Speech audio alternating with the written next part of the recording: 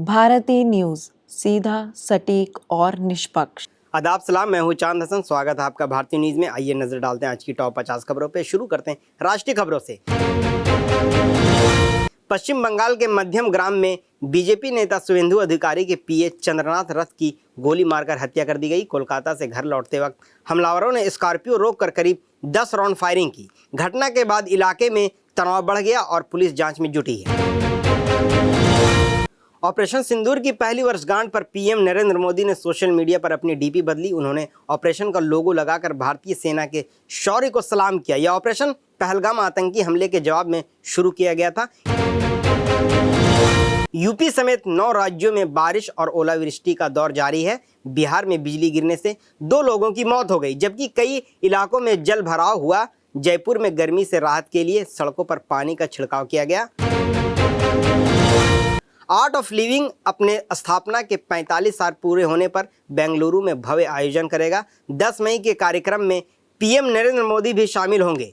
182 देशों के लोग ऑनलाइन और ऑफलाइन इस आयोजन में भाग लेंगे।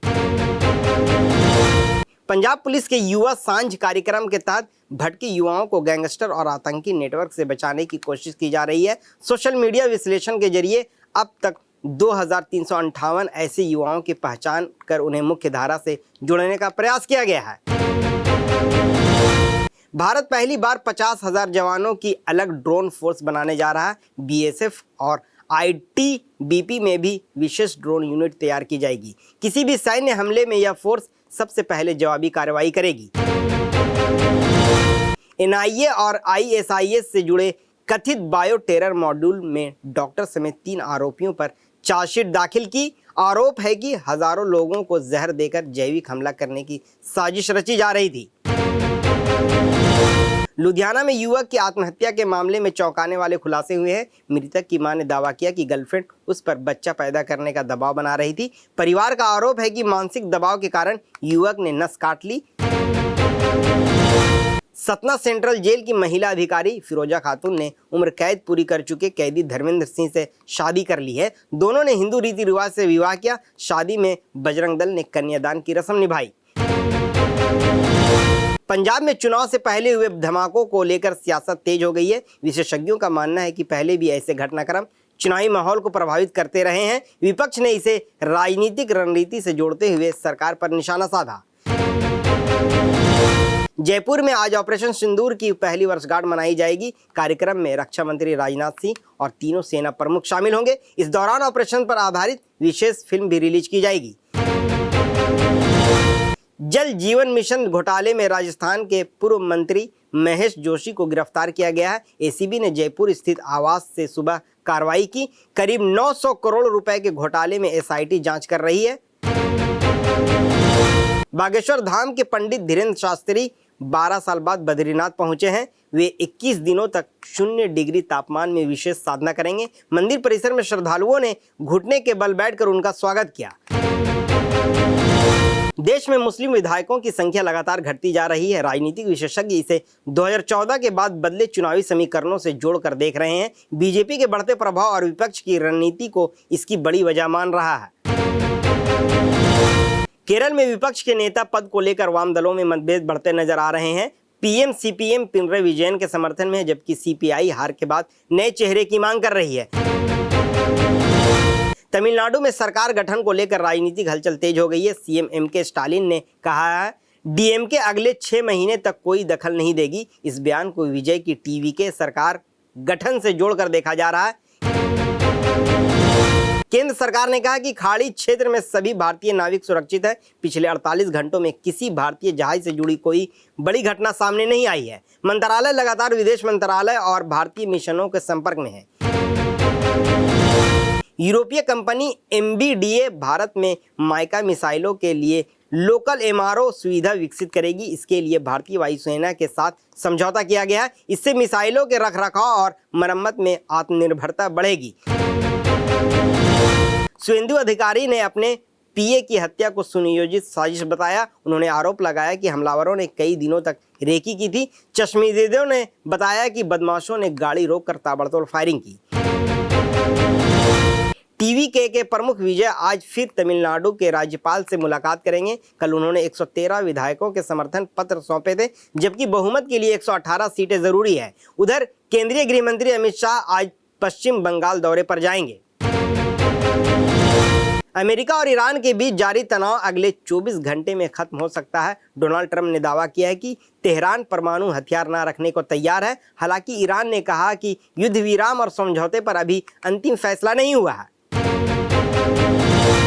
अमेरिकी ठिकानों पर ईरानी हमले से भारी तबाही होने का दावा किया गया है। सैटेलाइट तस्वीरों में विश्लेषण में 228 अमेरिकी सैन्य ढांचे क्षतिग्रस्त बताए गए। रिपोर्ट के मुताबिक नुकसान पहले की जानकारी से कहीं ज्यादा बड़ा है। भारत के मिशन दृष्टि सैटेलाइट लॉन्च की दुनिया भर में चर्चा हो रही है। स्पेस एक्स प्रमुख एलन मस्क ने भी भारतीय स्टार्टअप गैलेक्सी आई को बधाई दी। पीएम मोदी ने इस मिशन को भारत की बड़ी अंतरिक्ष उपलब्धि बताया। चीन ने ईरान से जल्द होर्मुज स्ट्रेट खोलने की अपील की है। बीजिंग ने ईरान के शांतिपूर्ण परमाणु ऊर्जा अधिकार का समर्थन किया। साथ ही कहा कि तेहरान परमाणु हथियार विकसित नहीं करेगा। यह सकारात्मक संदेश है। विदेश मंत्री एस जयशंकर ने भारत सूरीनाम रिश्तों को पारिवारिक संबंध बताया। उन्होंने कहा कि भारत सूरीनाम को केवल साझेदार नहीं बल्कि परिवार मानता है। दोनों देशों के राजनयिक संबंधों के 50 साल पूरे होने पर बयान दिया गया। फ्रांस ने होर्मुज स्ट्रेट की सुरक्षा के लिए लाल सागर में युद्धपोत तैनात किए हैं। चार्ल्स डी गॉल विमानवाहक पोत समूह दक्षिणी लाल सागर की ओर बढ़ रहा है। इस अभियान में इटली और नीदरलैंड युद्धपोत भी शामिल है। अमेरिका ने ओमान की खाड़ी में ईरानी झंडे वाले तेल टैंकर को रोकने का दावा किया। सेंटकॉम के मुताबिक जहाज अमेरिकी समुद्री नाकेबंदी तोड़ने की कोशिश कर रहा था। चेतावनी के बावजूद चालक दल की ओर से कोई जवाब नहीं मिलने की बात कही गई। लेबनान में वर्जिन मैरी की मूर्ति के अपमान की तस्वीर सामने आने पर विवाद बढ़ गया है। तस्वीर में इजरायली सैनिक मूर्ति के मुंह में सिगरेट डालता नजर आ रहा है। इजरायली सेना ने मामले की जांच शुरू कर कार्रवाई का आश्वासन दिया है। वाशिंगटन ने 5 दिन से चल रहे युद्ध विरोधी धरने को पुलिस ने खत्म कराया। फ्रेडरिक डगलस मेमोरियल ब्रिज पर प्रदर्शन कर रहे कार्यकर्ता को गिरफ्तार किया गया। प्रदर्शनकारियों ईरान के खिलाफ युद्ध का विरोध कर रहे थे।